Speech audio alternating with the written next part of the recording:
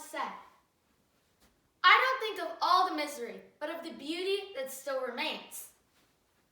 Even with this pandemic all around us, when we return into an in-person environment, we will have learned many things from the pandemic. Good evening, everyone. My name is Nidhi and I'm in 7th grade.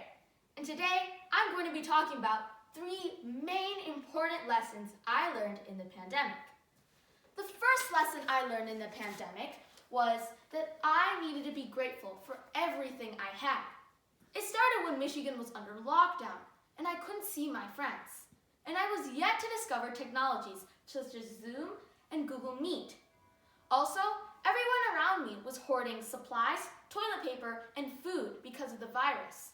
That is when I learned to be grateful for everything I have.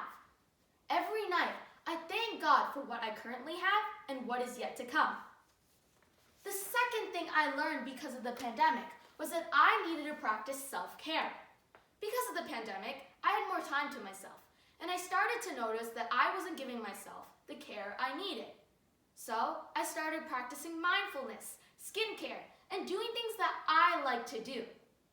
That is the second lesson I learned from this pandemic. The final lesson I learned in this pandemic was that I needed to take responsibility for my actions. Because I started living with my parents and my brother for longer periods of time, we were bound to have arguments. That's when I learned that I needed to take responsibility for my actions, not shift the blame on someone like my brother. For example, instead of being mean to my brother and blaming him whenever I didn't do my chores, I would be responsible and do my chores, even when my mom yelled at me for it. That is another lesson I learned in this pandemic. Therefore, I had learned 3 main important things.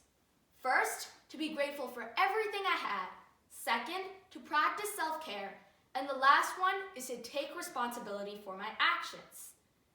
Thank you for listening to my speech, and I hope you all learned something from the lessons that I personally learned in this pandemic. Thank you.